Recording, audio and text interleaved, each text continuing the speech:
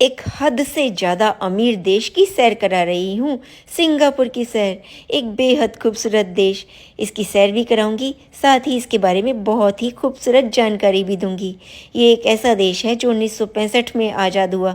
अभी 60 साल ही तो हुए हैं इसको आज़ाद हुए, लेकिन 60 सालों में इतनी तरक्की कर ली इस देश ने कि पूरी दुनिया दांतों तले उंगली दबा रही है। 60 साल पहले ये देश एकदम गरीब देश था, बेहद जिसमें खूबसूरत लिटरेसी और रेट जीरो बेहद था। अमीर, अनपढ़ हद लोग से थे, ज़्यादा अमीर समुद्र के सिंगापुर। किनारे वहीं पर ही पॉटी करते थे, वहीं पर ही बैठे रहते थे। ना कोई सरकार थी, भ्रष्टाचार भरमार था, भर भर के भ्रष्टाचार था। इतना ज़्यादा भ्रष्टाचार था कि देश कंगाल हो गया था, एकदम कंगाल। और इतने सालों तक इस पर अंग्रेज़ों का, जापानियों का राज रहा था, तो लूट मार के इसको खसोट दिया था, इस देश को कंगाल बना दिया था। सुई तक नहीं बनती थी इस देश में। और 60 साल में इसने इतनी तरक्की कैसे करी, कैसे बना ये इतना अमीर कि हर छठा व्यक्ति यहाँ पर बिलियनर है। हाँ, सिंगापुर का हर छठा व्यक्ति बिलियनर है। यहाँ के लोगों के पास इतना पैसा कहाँ से आया? ये सब किया इसकी सरकार ने। ऐसे ऐसे रूल बनाए, ऐसे ऐसे रूल बनाए कि जितने भी भ्रष्टाचारी थे ना, सबको नानी दादी याद करा दी, सबको फांसी लगा दी। हाँ, यहाँ पर जेल नहीं होती सिंगापुर में। यहाँ पर जो भी गलत काम करता है उसको या तो कोड़े लगाए जाते हैं या फिर फांसी पर चढ़ा दिया जाता है। यहाँ के हजारों नेताओं को फांसी दे दी गई। जुर्म क्या था? जुर्म उनका इतना था कि वो रिश्वत लेते पकड़े गए, भ्रष्टाचार में पकड़े गए और उनको तुरंत फांसी दे दी गई। हमारे देशों में क्या होता है? नेता है भाई, इसका तो काम ही है थोड़ा सा भ्रष्टाचार करना, थोड़ा घूस ये नहीं लेगा तो कौन लेगा। पर नहीं, सिंगापुर में घूस लेने पर नेताओं को भी गोली मार दी जाती है, उनको फौरन उनका हत्या कर दी जाती है। ऐसा देश है यहाँ पर। यहाँ के नियम कानून इतने तगड़े हैं कि यहाँ पर जेल बनाने के लिए कोई नियम ही नहीं है। जेल बनाओ, उसमें कैदी रखो, उसका पालन पोषण करो, खिलाओ पिलाओ। हमारे यहाँ तो यार जेल होती है ना, तो सब सोचते हैं कोई नहीं यार, 2-3 महीने जेल खाएंगे, फ्री का खा लेंगे, आराम से रहेंगे, खाने को मिलेगा, पीने को मिलेगा, पहनने को मिलेगा, दोस्त मिलेंगे। यहाँ पर ऐसा कोई सिस्टम ही नहीं है। यहाँ तो सीधे शूट कर देते हैं, गोली मार देते हैं। और इतनी आसानी से नहीं मारते, बहुत गंदी गंदी मौत देते हैं। और छोटा मोटा जुर्म हो तो मोटे मोटे फाइन लगा देते हैं या फिर कोड़े मारते हैं। एक आपको बात बताती हूँ। एक बार एक जर्मन आदमी था, वो ट्रैवलर था, यहाँ पर घूमने के लिए आया था, मेट्रो में सफ़र कर रहा था और उसने च्युइंगम यहाँ पर कहीं मेट्रो में छोड़ दी। च्युइंगम खाने के बाद छूट जाती है ना, मेट्रो में छोड़ दी। अब जी वो पकड़ा गया। पकड़ा जाने के बाद उसको 25 करोड़ की सजा सुनाई गई। अब वो जर्मन बेचारा, उसको 18 कोड़े मारे, वो बेहोश हो गया। हॉस्पिटल ले गए। हॉस्पिटल ले जाने के बाद उसका इलाज कराया, ठीक ठाक करा के उसको वापस लाके बाकी के कोड़े गिन गिन कर लगाए गए, बख्शा नहीं गया उसको। समझ में आया? तो यहाँ पर फॉरेनर्स को भी नहीं बख्शते। यहाँ पर ना जैसे ट्रैफिक के लिए रेड लाइट ग्रीन लाइट होती है ना, पैदल चलने वालों के लिए भी ग्रीन लाइट रेड लाइट होती है। अगर आप पैदल चल रहे हो और आपने ऐसे समय पर रोड क्रॉस कर ली जबकि वहाँ पर रेड लाइट थी, तो आपको $10,000 का जुर्माना हो जाएगा। और ये जुर्माना आपको माफ़ी नहीं मिल सकती कि आप फॉरेनर हो या आपके साथ बच्चा था, किसी भी कीमत पर आपको माफ़ी नहीं मिलेगी। आपको जुर्माना भरना ही पड़ेगा, चाहे आप कैसे भी भरें।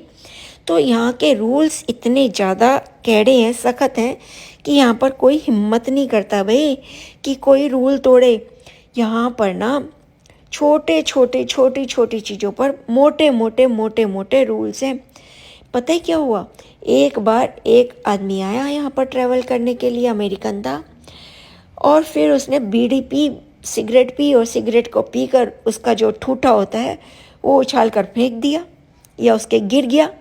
गिरने के बाद उसको भाई नोटिस आ गया कि भाई तूने ठूठ फेंका है और तेरे को इतना मोटा चालान होगा और तेरे को जेल होगी और तेरे को कोड़े लगेंगे। उसको जैसे ही पता लगा, उसकी फ़्लाइट थी, बाई चांस उसकी फ़्लाइट थी, वो भाग लिया यूएस फटाफट। अगर वो 2 घंटे भी और टिक जाता ना जी, उसका तो सिंगापुर से बाहर निकलना मुश्किल था। अच्छा, यहाँ के इतने मोटे मोटे रूल्स फॉलो कैसे कर लेते हैं? इसलिए कर लेते हैं कि 18 साल का लड़का होते ही यहाँ पर मिलिट्री ट्रेनिंग मस्ट है। मतलब 18 साल का आपका बच्चा होगा तो आपको 2 साल के लिए उसको मिलिट्री में भर्ती कराना ही पड़ेगा। उससे क्या होता है, बच्चे बहुत ज़्यादा डिसिप्लिन्ड हो जाते हैं। मिलिट्री के कायदे कानून सीखकर वो बहुत ज़्यादा समझदार हो जाते हैं। अच्छा, ये ज़रूरी नहीं है कि आप इसी देश के नागरिक हो तो आपको 18 साल के होने पर मिलिट्री ज्वाइन करनी पड़ेगी।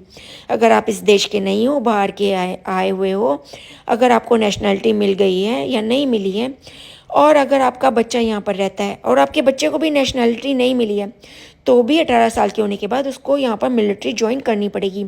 अगर उसने ज्वाइन नहीं करी तो फिर उसको सिंगापुर में कभी वापस आने ही नहीं दिया जाएगा। अगर वो बाहर पढ़ने गया है तो भी 18 साल का होने के बाद उसको अंदर बुलाइए, सिंगापुर में मिलिट्री ज्वाइन कराइए। इतने सख्त रूल हैं यहाँ पर। तो रूल इतने ज़्यादा अच्छे हैं। यहाँ पर एक रिपब्लिक पार्टी है जिसको हमेशा वोट मिलते हैं। यहाँ पर एक राष्ट्रपति होता है और संसद होती है, तो उसको इतने ज़्यादा वोट मिलते हैं कि वही पार्टी शुरू से ही रूल कर रही है। तो लेकिन इतने ज़्यादा सख्त कानून बनाती है, उसके बाद भी वही पार्टी रूल क्यों कर रही है? क्योंकि वो इस देश का बहुत भला कर रही है। इन्होंने ने एक कंपनी बनाई हुई है GIC करके, और जैसे यहाँ पर जितना भी टैक्स वसूलती है ना गवर्नमेंट, वो उस कंपनी में डाल देती है और बहुत अच्छी तरह इन्वेस्ट करती है। वो दिन दूना रात चौगुना बढ़ता है। तो जैसे अब कोरोना आया था ना, तो पूरी दुनिया के देश कंगाल हो गए थे, दिवालियाँ निकल गए थे सबके। लेकिन इस देश के पास इतना पैसा था कि इन्होंने भर भर के लोगों की मदद करी, अपने देश के लोगों की, और किसी से पैसा नहीं मांगने की ज़रूरत पड़ी। हमारे जैसे देश तो भिखारी हो गए थे, पैसे मांगने की नौबत आ गई थी दूसरे देशों से। पर सिंगापुर इतना रिच कंट्री है, इसने अपने देश के पैसे को अच्छी जगह इन्वेस्ट कर रखा है ताकि जब भी ज़रूरत पड़े तो अपने नागरिकों पर खर्च कर सके, किसी से भीख मांगने की नौबत ना आए। और उस पर ब्याज मिलता रहता है, वो इन्वेस्ट करता रहता है, अच्छी अच्छी कंपनियों में लगाता है। पूरे देश में ही नहीं, पूरे वर्ल्ड में इन्वेस्ट कर रखा है उसने। और यहाँ पर इतनी बढ़िया बढ़िया गाड़ियाँ चलती हैं, रॉयल्स रॉयल्स, 1-1, 2-2 करोड़ रुपए की गाड़ियाँ भी मैंने रोड पर चलती हुई देखी। और ना यहाँ पर बर्ड्स जो होते हैं ना, पक्षी, अगर आपने उनको दाना डाल दिया तो आपको 10,000 से लेकर 25,000 रुपये तक का जुर्माना है। क्यों जुर्माना है? क्योंकि बर्ड्स गंदगी फैलाते हैं, बीट करेंगे, सड़कें खराब होंगी, रोड खराब होगी, गंदगी फैलेगी। तो इसलिए इन्होंने ना पार्कों में भी नेट लगा रखे हैं ताकि वो बर्ड्स अंदर ना आए। और पार्कों में बर्ड्स की आवाज़ के लिए इन्होंने म्यूज़िक सिस्टम लगा रखा है ताकि पार्क में आपको ऐसा लगे कि बर्ड्स चहचहा रहे हैं लेकिन वो म्यूज़िक बज रहा होता है। तो इस तरह का सिस्टम है इस देश में, कुछ अनोखा ही सिस्टम है। आधे से ज़्यादा देश तो ग्रीनरी से भरा पड़ा है, पेड़ ही पेड़, इतनी ज़्यादा हरियाली है। मौसम सारा 12 महीने एक जैसा रहता है। कोस्टल एरिया है ना, तो ऐसा ही मौसम रहता है। बहुत ही छोटा सा देश है, मतलब इतना छोटा देश है जैसे कि मैं बताऊं कि जैसे हमारा यूपी हो गया या MP हो गया, इतना छोटा सा देश है। 70-80 लाख लोग रहते हैं।